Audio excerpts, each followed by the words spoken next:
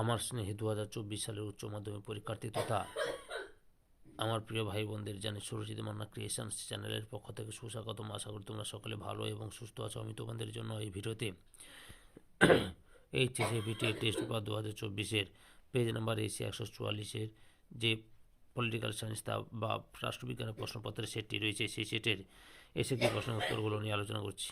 তোমাদের কাছে অনুরোধ, তোমরা ভিডিওটি না টেনে পুরোটা দেখো, আর যারা আমার চ্যানেলে নতুন তারা তাড়াতাড়ি আমার চ্যানেলটিকে সাবস্ক্রাইব করে আমার চ্যানেলের পাশে থাকো।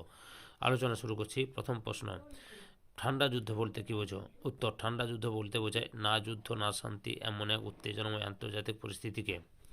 2 নম্বর প্রশ্ন, ন্যাম এর পুরো রূপ কি? উত্তর, নন অ্যালাইন্ড মুভমেন্ট অথবা সাপটা এর পুরো রূপ লেখো। উত্তর, south Asian free trade area.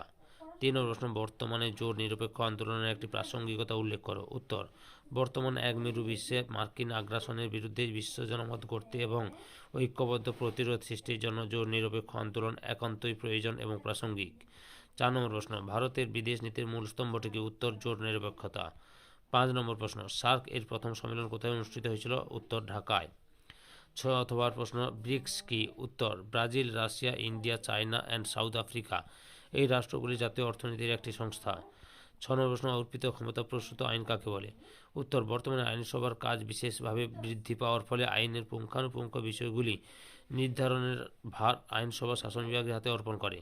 শাসন বিভাগ প্রণীত এরূপ আইনকে অর্পিত ক্ষমতা প্রসূত আইন বলে। অথবা বিচার বিভাগের অতি সক্রিয়তা বলতে কী বোঝো? উত্তর, আদালত ক্ষেত্র বিশেষ শাসন বিভাগ ও আইন বিভাগের উপর যে প্রাধান্য বিস্তারের চেষ্টা করে তাকে বিচার বিভাগের অতি সক্রিয়তা বলে। 7 নম্বর প্রশ্ন, সমমর্যাদা সম্পন্ন ব্যক্তিদের মধ্যে অগ্রগণ্য বলে কাকে অভিহিত করা হয়? উত্তর, প্রধানমন্ত্রী। অথবা কাকে ক্যাবিনেট তুলনার ভিত্তিপ্রস্তর বলা হয়? উত্তর হচ্ছে প্রধানমন্ত্রীকে। 8 নম্বর প্রশ্ন, অনাস্থা প্রস্তাব কাকে বলা হয়? উত্তর, যে প্রস্তাবের মাধ্যমে সমগ্র মন্ত্রিসভার বিরুদ্ধে আস্থার অভাব জানানো বা প্রকাশ করা হয় তাকে বলে অনাস্থা প্রস্তাব। 9 নম্বর প্রশ্ন, অচি পরিষদ বলতে কী বোঝায়? উত্তর, যে জনপদের পৃথক সত্তা আছে কিন্তু স্বাধীনতা ও সার্বভৌমত্ব নেই এবং রাষ্ট্রের তত্ত্বাবধানে পরিচালিত হয় তাকে অচি এলাকা বলে। এসব এলাকার উন্নয়ন ও তত্ত্বাবধান করে জাতিসংঘে যে শাখা তাই হলো অচি পরিষদ। তারপরে 10-এর দাগে জেলা পরিষদের প্রধান প্রশাসককে? উত্তর হচ্ছে সভাধিপতি। অথবা জেলা পরিষদের দুটি আয়ের উৎস উল্লেখ করো। উত্তর, প্রথমে কেন্দ্র ও রাজ্য সরকার কর্তৃক প্রদত্ত আর্থিক সাহায্য ও অনুদান। 2 নম্বরে যানবাহন, খেয়াঘাট, সেচ প্রভৃতি থেকে সংগৃহীত করা। তারপরে 11 নম্বর প্রশ্ন, সম্মিলিত জাতিপুঞ্জ কথাটি প্রথম কে ব্যবহার করে? উত্তর, রাষ্ট্রপতি ফ্র্যাঙ্কলিন ডি রুজভেল্ট। অথবা তেহরান ঘোষণা কি? উত্তর, 1943 সালের 1 ডিসেম্বর মার্কিন যুক্তরাষ্ট্রের রাষ্ট্রপতি রুজভেল্ট, ব্রিটিশ প্রধানমন্ত্রী চার্চিল এবং রাশিয়ার রাষ্ট্রনায়ক জোসেফ স্ট্যালিন তেহরানে এক সম্মেলন মিলিত হয়েছিল। এরপর বিশ্ব শান্তি প্রতিষ্ঠার জন্য যে ঘোষণা তারা করেন তা তেহরান ঘোষণা নামে পরিচিত। 12 নম্বর প্রশ্ন, পঞ্চায়েত সমিতির আয়ের দুটি উৎস লেখ। উত্তর, পঞ্চায়েত সমিতির আয়ের দুটি উৎস হল রাজ্য সরকার কর্তৃক প্রদত্ত ভূমি রাজস্বের অংশ, কেন্দ্র ও রাজ্য সরকারের দেওয়া ঋণ ইত্যাদি। 13 নম্বর প্রশ্ন, ক্ষমতা স্বতন্ত্রীকরণের 3টি শর্ত কী কী? উত্তর, প্রথমে সরকারের এক বিভাগ ও অন্য বিভাগের কাজ করবে না। তারপরে 2 নম্বরে এক বিভাগ অন্য বিভাগকে নিয়ন্ত্রণ করবে না। 3 নম্বরে একই ব্যক্তি একাধিক বিভাগের সাথে কোনোভাবে যুক্ত থাকবেন না। অথবা ইউনিসেফের পুরো কথাটি কি? উত্তর, United Nations international children's emergency fund. তারপরে 14 নম্বর প্রশ্ন, সার্কের সনদে কয়টি ধারা আছে? উত্তর, 10টি। অথবা সার্কের যে কোনো একটি ত্রুটি লেখো, যে কোনো একটি ত্রুটি লেখো। উত্তর, সদস্য রাষ্ট্রগুলি নিজেদের মধ্যে বিরোধ।